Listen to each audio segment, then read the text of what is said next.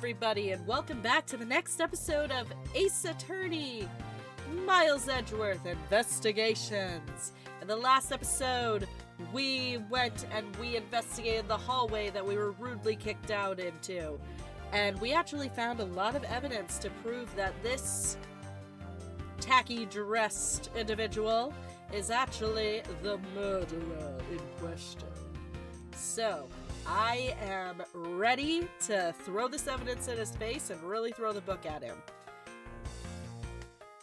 So, what do you say we do that? But first, I just want to make notice of the question of the day, once again, right above me. The question of the day is, what is your favorite color? I have an easy answer for that one. For me, it's definitely turquoise, which actually is my birthstone. Little fact about myself. If you know birthstones and gemstones, then you definitely know, well, also if you watched the last episode, because I complained about a certain individual having the same birthday month as me, you'll figure it out pretty quickly. Anyways, the other color, of course, is teal. I really like the blues. Blues are really nice for me. Very calming, very much, you know, a nice open blue sky, perfect for flight. I guess I'd also probably say green because it's the color of nature. But enough about me. I want to hear from you. But more importantly, I want this guy to go to jail. So what do you say we get that in the process? Mr. Portsman, I've finished processing the bloody letter, sir. All right, let me take a gander at it. Pass it here.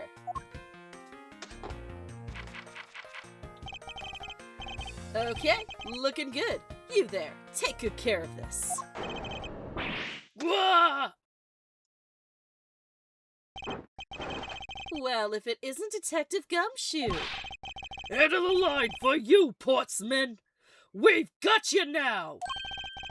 Call off your dog, Mr. Edgeworth. Is this some kind of joke? It's no joke. We know, Mr. Jacques Portsman, that you are the guilty party in this case. You must be pretty upset, getting chased out of your own room. I'd be mad too. So I guess you can stay, if you promise to stay out of our way. You intend to hide your crime under the guise of a prosecutor doing his job. I can see right through the unsightly paper-thin mask you wear upon your cowl. Who would have ever thought it would come to this? Actually, come to think of it, your mentor was Manfred von Karma, right? The legendary prosecutor who never lost a single case for 40 long years. But there was always this incessant chatter about forged evidence with that guy. Really teaches me that I've got to stay on the lookout for false accusations, you know. I see what you're doing, and I do not approve of what you are doing, sir. And it's not going to shake Edgeworth off your trail. Edgeworth is not Von Karma. Are you done trying to play mind games with me? Because they won't work. The only thing you should be using that mouth of yours for now is explaining yourself. Although that too will only dig your hole deeper. Either way, your game is up. Well, aren't we full of ourselves, even though you have yet to prove anything? Alright, let's hear it. I have no idea what sort of harebrained idea you have in mind, but there's a mountain of evidence that points away from me being the culprit. I beg to differ!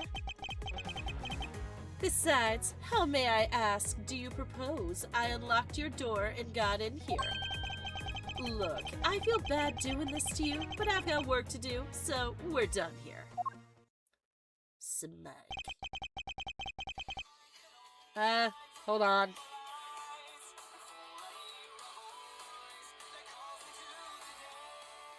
Sorry about that. Got a phone call. Never fails. Never fails. Well, it's always when I'm recording. Go figure. Anyways. Sorry, but we are not finished yet. Boy, you're stubborn. I suppose you're basing your accusations on something. I'll show you what I'm basing my accusations on. With evidence. Alright, should be pretty easy. Right? Yeah. Hold on a sec. That was really loud in my ear. Did I fix it now? About there? I think that'll be good. I have no idea what sort of harebrained idea you have in mind, but I don't think that one's worth it. There's a mountain of evidence that points away from me being the culprit. Ahem. I think not. Press it. Hold it! Oh, and what, pray tell, kind of evidence are we talking about here? Jim was my partner, so you can't say I had a motive for killing him. Oh, come on. Nope. I'm sorry, best friends kill each other all the time. Well, I don't want to say all the time, but it does happen. Siblings can kill each other, lovers can kill each other. It doesn't matter if you are partners or whatever. Easily, you could still be capable of killing him. And that's it. That's not even an anthill, let alone a mountain. But it's more than enough. Wouldn't you agree? Might I recommend that you review what the word evidence means? Oh, man. Stupid jacket. It doesn't change the fact that the evidence doesn't point to me as the killer.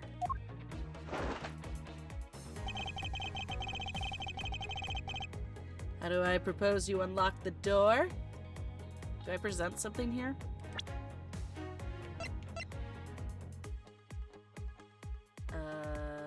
Do I present it here?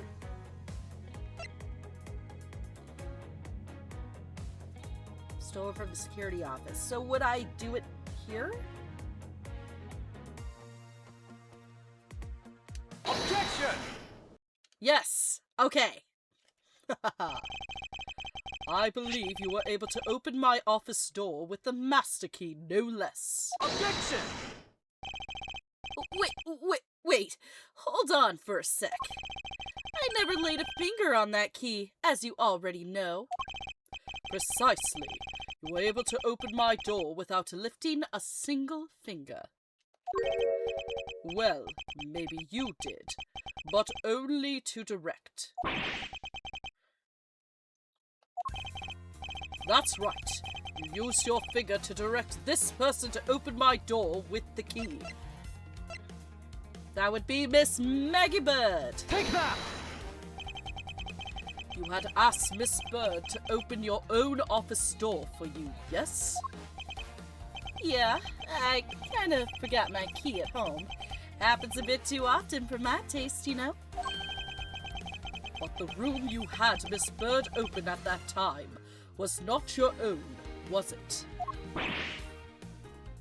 Thigh sweating. What? You have quite the imagination. But why don't we ask the girl herself whose door she opened, shall we? I'm certain that it was Mr. Portsman's door, sir. I checked the number plate to make sure I was opening the right door, sir. See, wrong person. See, Miss Bird backs up my story. Yet what if you had misled her, to fool her into thinking what you wanted? And how do you suppose I did that? By switching the number plates on our doors, for example. That's right! They do slide out pretty easily. Furthermore, you then used one other thing to give a strong impression. That the door she was opening was yours, and not in fact mine. And that's what who.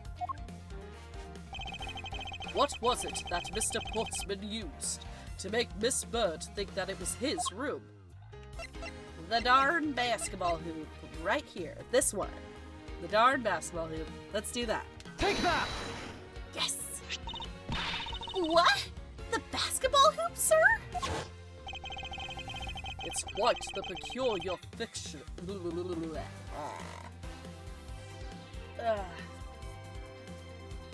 It's quite the peculiar fixture in any hallway, let alone a hallway in this building. Which is why it left an unusually strong impression on you. It's an object perfectly suited to sit just outside the office of a peculiar prosecutor. What? That's very true, sir, because there was a basketball hoop sitting there. I thought the door I was opening had to be Mr. Portsman's. There are signs that the hoop has been moved. To sit it in front of my office, to be sure. I see. So that's how you throw suspicion on people. Thanks for the tip. But I think your conjecture is a little off the racetrack. Okay, what you got now? Now you're just spouting nonsense. I had the girl open my office door. After that, I was in my room the entire time. You don't have a single reason to suspect me. So, he intends to claim his innocence to the end, does he? You know, most time culprits do. I'm as pure and innocent as my jacket. I hate that jacket. And just like that jacket, your testimony here, your rebuttal, it's pretty flimsy.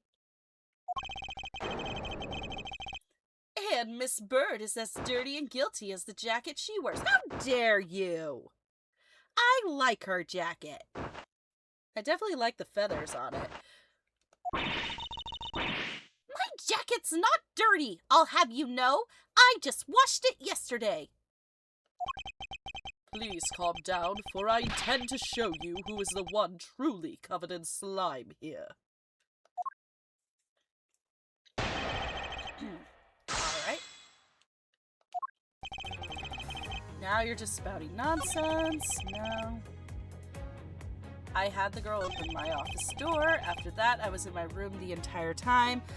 What were you doing? Hold it! And what were you doing in your office?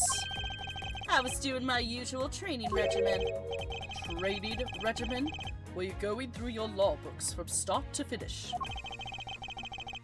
Mainly batting practice and some weights. Oh, and I jog when I get the chance. Wow! You must be the buffest prosecutor we have! With the weakest legal muscles, it would seem. I was doing my usual workouts, so... You don't have a single reason to suspect me.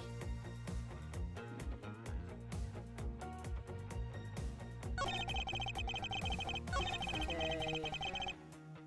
Oh! Wait! What did Buddy's note say? Hold on.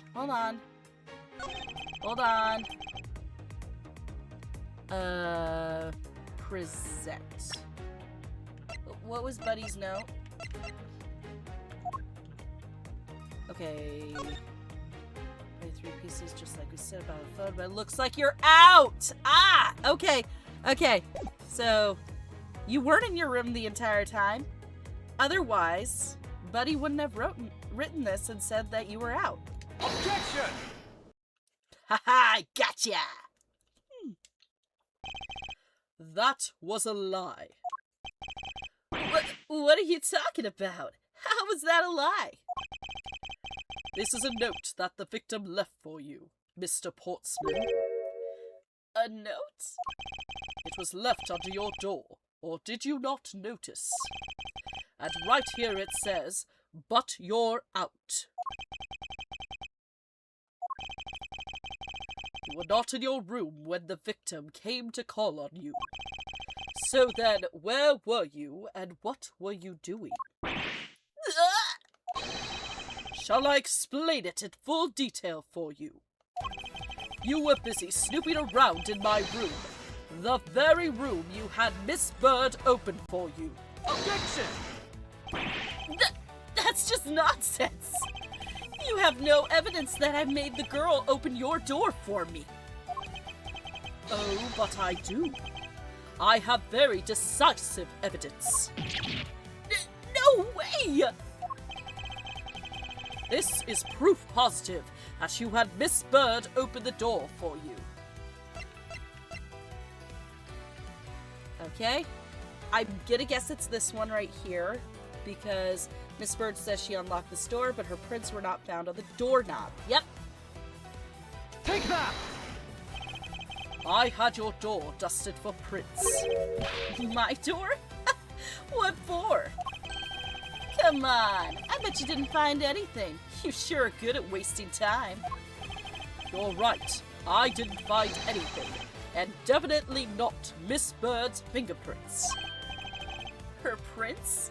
What do they have to do with anything? Let's put it this way. If she really was the one who opened your door, then her print should naturally be on the doorknob she touched.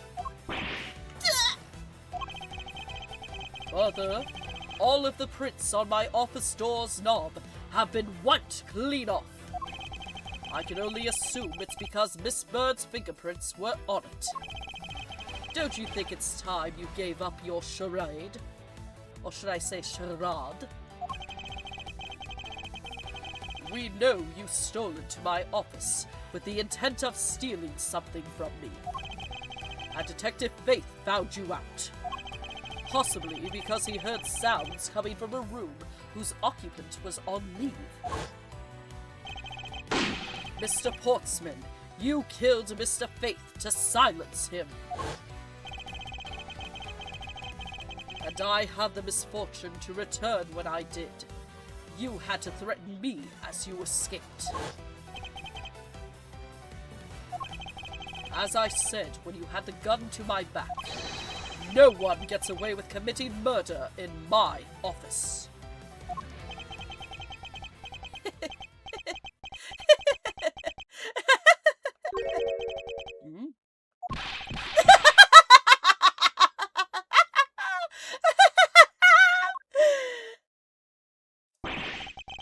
And just what's so funny, pal?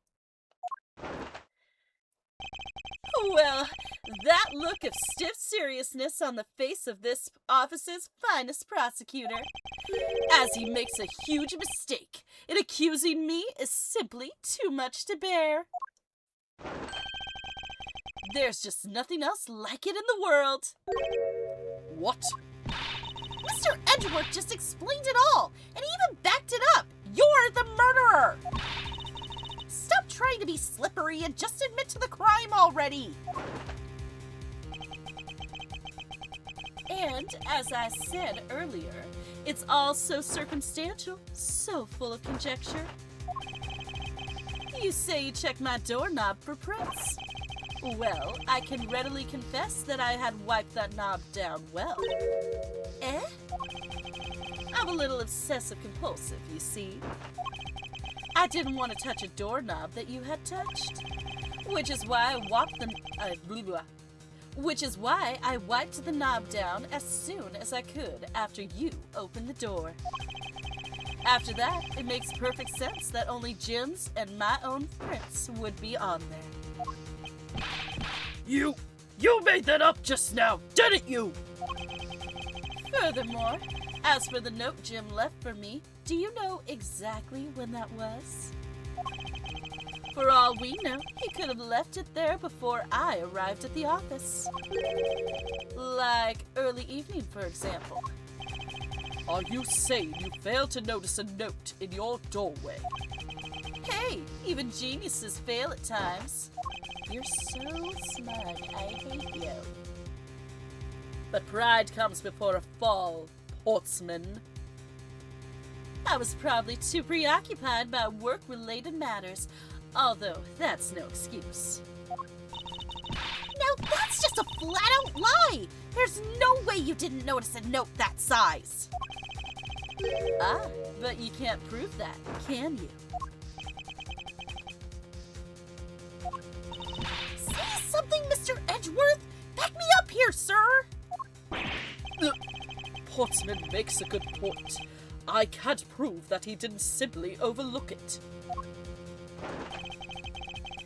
Besides, I have an airtight alibi. Airtight, you say? I only just realized I had one as we were talking. I guess it would have been better for all of us if I had told you sooner. This again. Alright, go ahead. If memory serves, you came back to this office at around 2 a.m., correct? And it was then that you had that unfortunate confrontation at gunpoint with the culprit. But at exactly that time, I was down in criminal affairs. Ask around. I'm sure the other detectives will corroborate my story. It's the perfect alibi.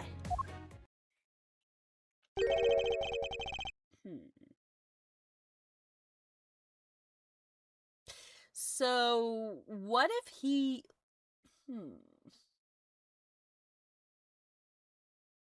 If that's the case, what if Edgeworth's got it wrong? And he's actually probably not the person who threatened Edgeworth earlier. Maybe we know he's guilty of killing Buddy. We know that 100%. But I think that this is where the whole wrench in the case comes in. He's guilty of that, but he's not the one who threatened Edgeworth. That's what we're going to figure out, and that's how the timelines are going to work. Do you really think that's... Do you really think it's that perfect? Like I said, I don't care. Ask around all you like. You'll see for yourself. Detective Gumshoe. Sir, yes, sir! I'll go check out his alibi, sir. Be right back. Okay, it's probably gonna be confirmed. Mr. Edgeworth, sir, I think we're in trouble. It's just like Mr. Portsman said. The guys down at Criminal Affairs said they saw him at around 2 a.m. You see? All of the evidence points to him being the culprit. So there must be a contradictory point in his alibi somewhere. Okay. Alright. Came back to this office around 2 a.m. It was then you had an unfortunate confrontation at gunpoint. At exactly that time, I was down in criminal affairs. Ask around, I'm sure the other detectives will corroborate my story. So, I think we gotta look at that note again. Wait. No. Does that note have the time on it? I don't think it does. Maybe it does. No. It does not. That is 5 and 205.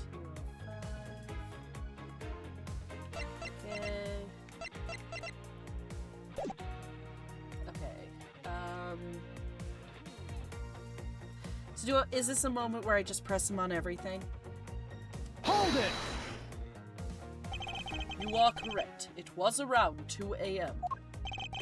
Are you sure? It's really important to me that you're on spot. That you're spot on with the time. I remember checking my watch then, and make no mistake, it was 2. Oh, giving testimony like a pro. Okay, so you came back to your office at 2. And it was then that you okay, let's press Hold this. It is as you say, however. Yes, however, you are the only one who claims to have bumped into the culprit. So tell me, did you see the person's face? Was it me you saw? It was pitch black, so I couldn't actually see. Objection! Oh, come now. I'm sure you saw something. Try a little harder, why don't you?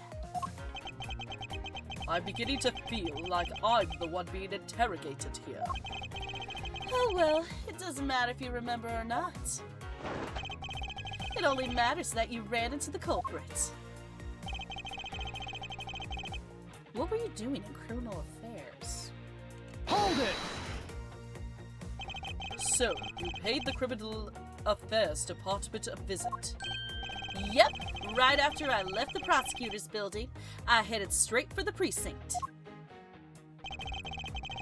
I'm sure the other Texas will corroborate my story. It's a perfect alibi. Okay, press. Hold it! Press here. Well, we did go and ask around to confirm your testimony. And it was just as I said, right? Yes, sir. A number of detectives said that they saw you at around that time. See? I have the perfect alibi. That's the ace I had up my sleeve. Why'd you say it earlier? Ugh. Impossible! He actually does have the perfect alibi. Okay, so I did have to press everything. Got it. What's wrong? Why the sudden sullen look on your face? Can't you say anything back, Mr. Edgeworth? I think we've reached the end of the line, and it's time to get off this crazy train. You there. Sir? Please escort the young lady out, but remember, be gentle. Maggie! Detective Gumshoe!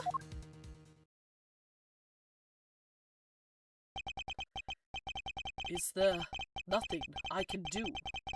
There must be a way to turn this situation around. If I only had a clue, did I miss something that can help me cast doubt on his alibi?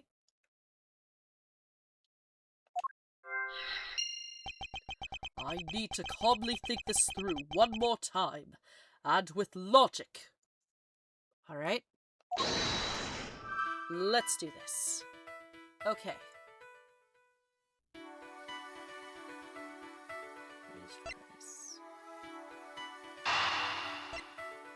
And then be another gun in play here.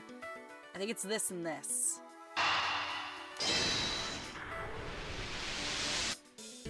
Yes! There were 2 bullets left at the scene of the crime.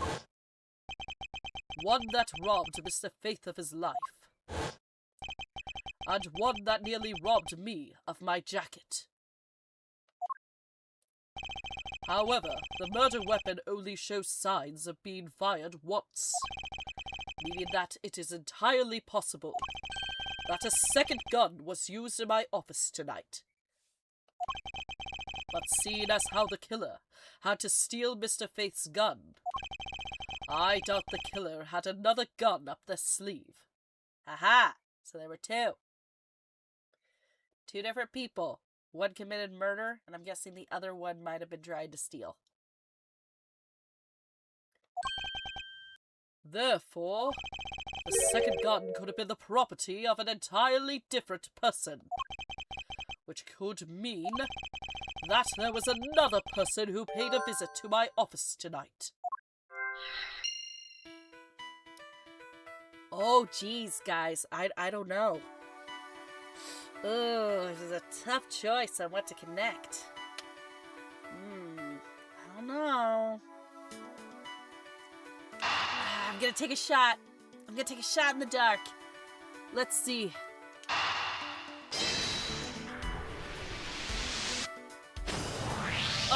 that was difficult. Okay. Supposing there was yet another visitor tonight. That would also resolve the issue of why my shelves were upended twice. We know that the shelves were disturbed once before and once after the murder. So it shouldn't be much of a stretch to think that it was the work of two different people. Once by the person who stole the victim's gun and then killed him with it. And once again after the murder by our second culprit, who was the owner of the second gun. If we suppose that the second culprit's gun was the one that was pointed at my back. Objection! Nice! Mr. Portsman, it seems that I need to amend my assumptions regarding this case. Ah, look at that sexy objection point. Love to see it. Great! So you finally come to your senses. Mr. Edgeworth! So, what are you saying? This has been a big misunderstanding on my part from the start. I had assumed that the person I ran into was the killer, but that may not be the case. What do you mean? The person that I ran into was just your average thief. A thief? But sir, doesn't that cause some sort of contradiction in the facts? Not at all. It simply means that the killer was someone else. And it means that in actuality, two culprits stole into my office tonight. Oh, we get to see the objection point again? Awesome! What do you mean, two? It explains both why my shelves were disturbed twice, and how there were two guns. Mr. Portsman tricked Miss Bird, and gained entry into my office. Objection! Now you're just leading the argument. You still don't have any actual proof, you know. If you could please go along with my hypothetical scenario for now, Mr. Portsman. In the end, if you really are innocent, you should have nothing to worry about. Now then, returning to my scenario, Mr. Portsman was out to steal something from me. Which is why he checked my secret safe and ransacked my shelves. This is the first time. So then, this would be when the files were put back in the wrong order, right? Correct. And then, just when he was about to look somewhere else, who should walk in but his own partner, Mr. Faith? But why did Mr. Faith come into your room, sir? He probably had business with Mr. Portsman, which is why he was in the area. But that's when he noticed sounds coming from my office, would be my guest. My guest? No. But that's when he noticed sounds coming from my office, would be my guess. Oh, because you were supposed to be away, right? And he must have thought it was on, so he came into this office to check it out. Correct. And as a detective, that was the right thing to do. But when he came in, he found his own partner standing there. Because it was Mr. Portsman, Mr. Faith probably let his guard down. But Mr. Portsman was not as so merciful as to let him leave alive. He waited for a chance and stole Mr. Faith's gun from him, and then he killed him. He silenced Mr. Faith for catching him in the act of stealing.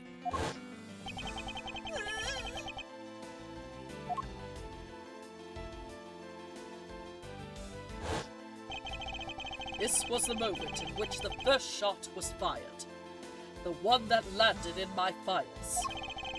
Following that, Mr. Portsman wiped the gun down and left it behind as he made his exit. He could afford He could afford to do that because he had also left the fake dying message behind. You're such a complicated troublemaker, you know that?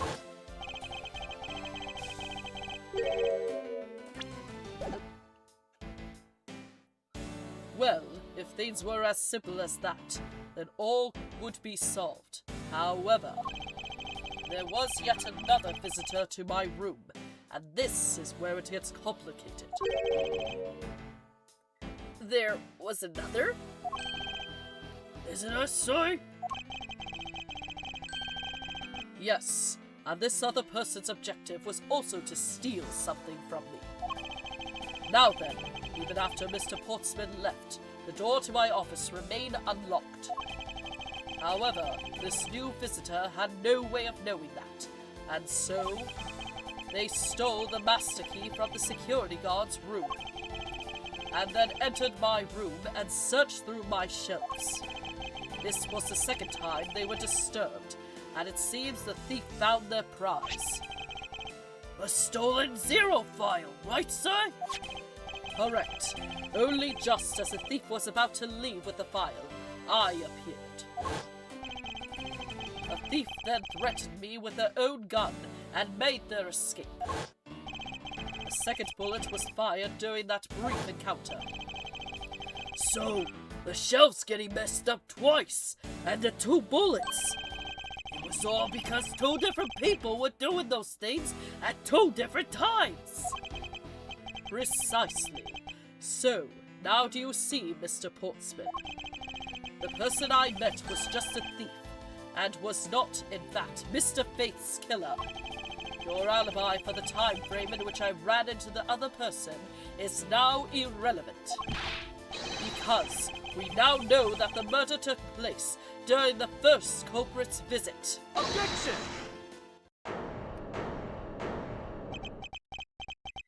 Ah, he's laughing again.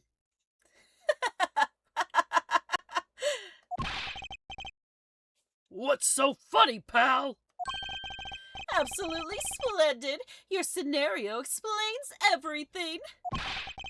Of course it does. It's Mr. Edgeworth after all. But you know, it still doesn't change the fact that it's all circumstantial. Supposing if, and that's a big if, your theory is right. It would indeed render my alibi, which has withstood scrutiny, mind you, irrelevant.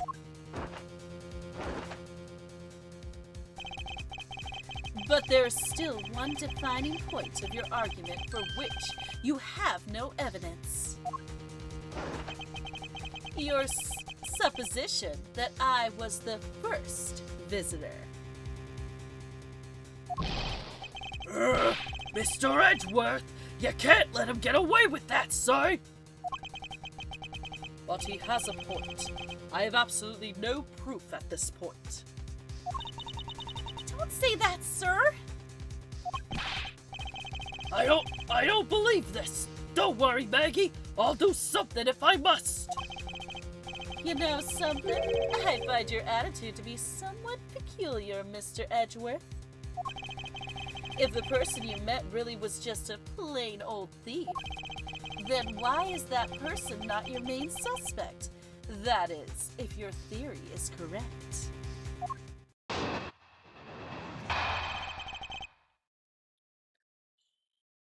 Ugh. Dude, you're really starting to annoy me. How many times do we have to do this? That thief you ran into should be a real suspect, wouldn't you say? No? We should be out there looking for that thief right now. They might still be nearby. I hate to repeat myself, but as I've already said, I was training in my room. And when Jim came to deliver some evidence to me, I was down at Criminal Affairs. So I can't be expected to know what happened around here after I left. Ah. I think we should question that. Oh, shoot. I pressed the wrong button. So, you think we should be out there looking for the thief? Of course. Now isn't the time to be having these dead-end discussions. I don't think it's at all dead-ended. I find your alibi to be fascinating. Let's continue where we left off, shall we? I know he's lying. I know he was here at the scene of the crime. I just have to find a way to prove it. I want to know, pressing that evidence one. Yeah, I don't... Blah, blah, should be your real suspect, I don't care, because you're evil and you're awful and I hate you. You should be out there looking for the real thief. He is right, we should be looking for the thief, but I wanna book you for murder first. I was trained in my room. When Jim came to deliver some evidence to me, I was down at Criminal Affairs. I want to know about this one. I think... What kind of evidence? You probably can't tell me, but, you know. Hold it!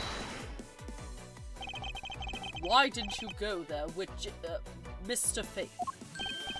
Ah, that's because he said he was tired. He was gonna take a quick nap. You know those sofas in the hallway? He likes to sleep on those. It's one of his habits. And what of the evidence he brought? They were things related to yesterday's case. Just 2 items, a gun and a pendant. Wait. Hold up.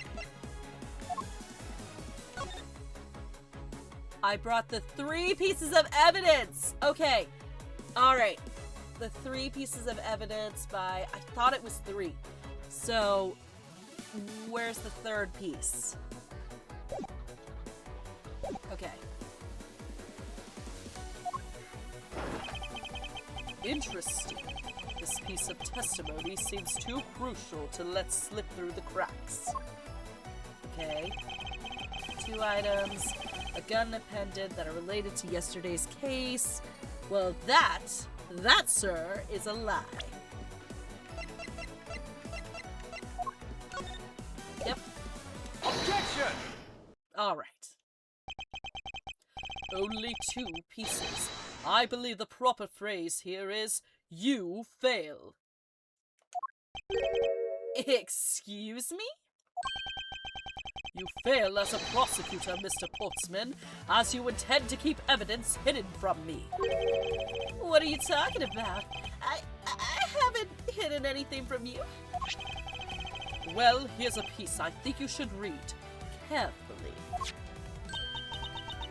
Ah! It says that Mr. Faith was bringing 3 pieces. Yes, and this is the victim's real dying message to you, Mr. Portsman. I can't believe to get tripped up by simple arithmetic. Where is the missing piece of evidence? You have it, don't you? Only the guilty would make such a face. Detective Gumshoe. You don't have to say it, sir. I'll pat the guy down from head to toe. What? Don't come any closer. I'm warning you. This is all part of the investigation, pal. So don't even think about stopping me. No! Hey, what's this? He had this on him, sir. Ooh, VHS. Despite what you said, it would appear that you do have something to hide. But why would he hide something like that? There's only one reason why anyone would hide evidence of this caliber. Because it would unequivocally point to that person himself as the real killer.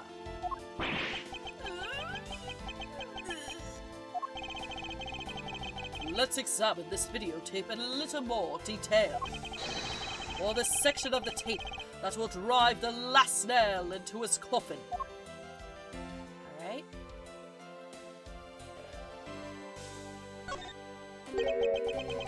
The KG-8 incident? That's a police case number, sir. Does that mean this video is evidence from that case? Interesting.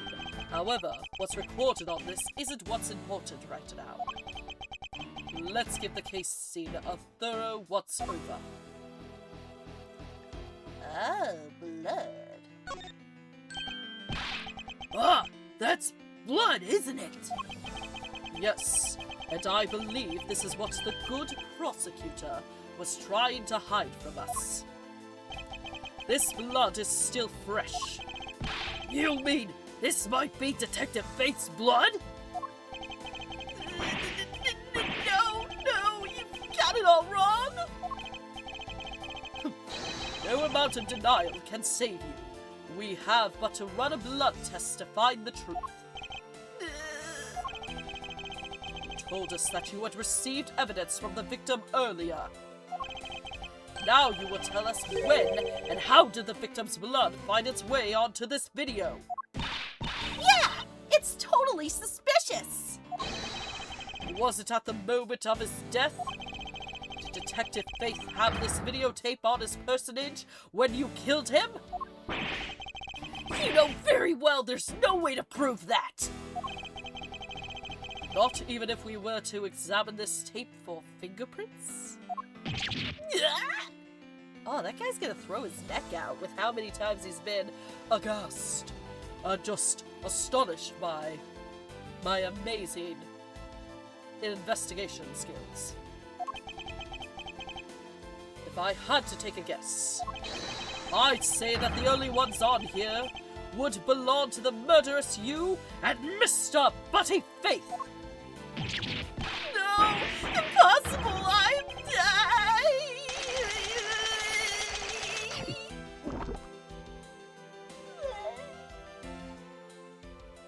Well, that can't be good for you. What do I care? We got him. Mr. Portsman has been placed under arrest for the murder of Detective Buddy Faith, sir. Very good. And the results we got back from the lab techs on the tape turned out to be real solid, sir. The blood work came back and it was definitely Mr. Faith's blood on there. And as a bonus, they were also able to lift a few Mr. Faith's fingerprints as well. Thank you so very much, Mr. Edgeworth. I still can't believe I got to see your cool deduction skills outside the courtroom. I'm impressed beyond words, sir. It was nothing. I'm just sorry you got caught up in a murder in my office. Please accept my apologies. Aw, it was nothing, really, compared to what I've been through, I mean. I consider myself lucky that it was only a burglary and a murder this time, sir. If it had been a holdup or a hostage situation, I'd have thrown my hands up in the air. I think I'm finally rising up from a goddess of misfortune to just an unlucky person. Something tells me we should have hired a different person for security detail. You know something, sir? That Mr. Portsman really was one corrupt prosecutor. And why would you say he was corrupt? Well, I heard there were a number of suspicious things related to his court cases. There's even rumors about how some of the evidence he uses is forged, sir. Forged evidence. Huh. And they say he even decided not to prosecute a few cases for some really vague reasons. Oh, that guy was a complete disgrace to the entire profession. We never did get around to asking what his reason was for breaking into my office. Yeah, whenever we got near that topic, he just clammed up. Although, we can be pretty certain that it was to steal something. This is just between you and me, sir, but there's a rumor that some sort of huge organization is involved behind the scenes. Oh, well, well. With Mr. Portsman not willing to divulge anything, it certainly lends credence to that rumor. It would seem that we haven't heard the last of this. Huh? That Mr. Portsman isn't the bad guy? I didn't say that, but rather that there are still many more mysteries for us to solve. After all, this is just the beginning of the game. For example, we still haven't figured out the significance to this piece of evidence. This one, right? Take that! The person who stole this file, the other villain of the night. Yeah, I wonder who it was. And what happened to the stolen pages? I wonder, who in the world was it that held me up at gunpoint? Mr. Edgeworth, sir. Yes? I came across this while I was processing your office earlier, sir. This card? What is it, sir? Is that a bird or something on there? It's not just any bird. It is the mark of the raven, a three-legged raven. Even you should know what this is, detective. Oh! It's about that thing, isn't it? The great thief everyone's talking about? Yes, it is the mark of the great thief, Yatagarasu. Under the mark of a legendary bird, the Yatagarasu is noble to the end, a modern Robin Hood. Yatagarasu haunts embassy, the noble Yatagarasu, vigilante of the business world, reappears.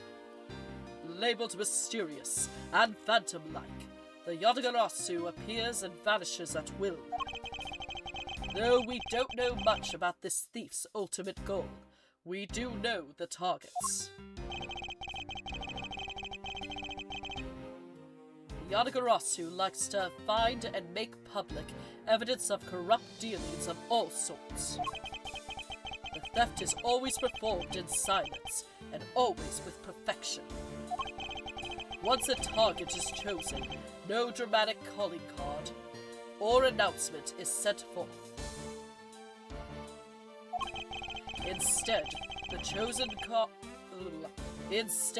chosen corporation is infiltrated without even the target noticing.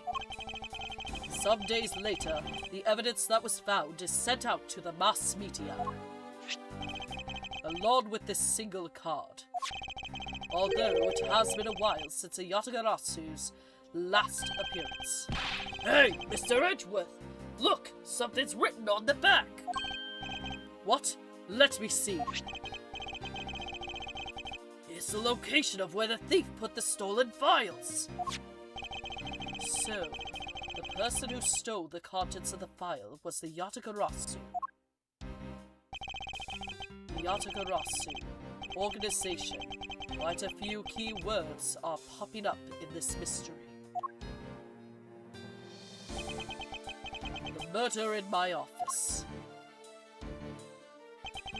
The return of the great thief Yatagarasu. Looking back, I can't say I didn't see these events coming, for they were heralded by the incidents that began to occur 2 days ago.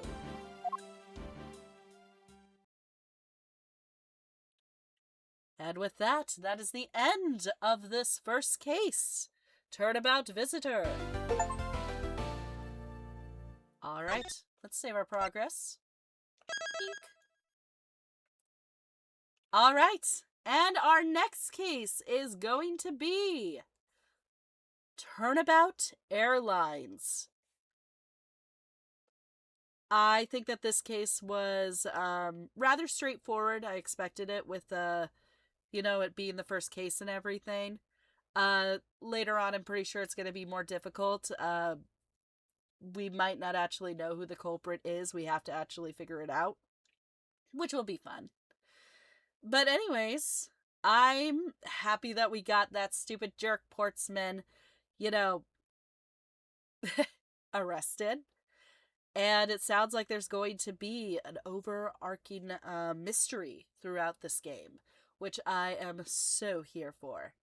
So, on that note, I will see you guys next time when we apparently take a plane for our next case, Turnabout Airlines.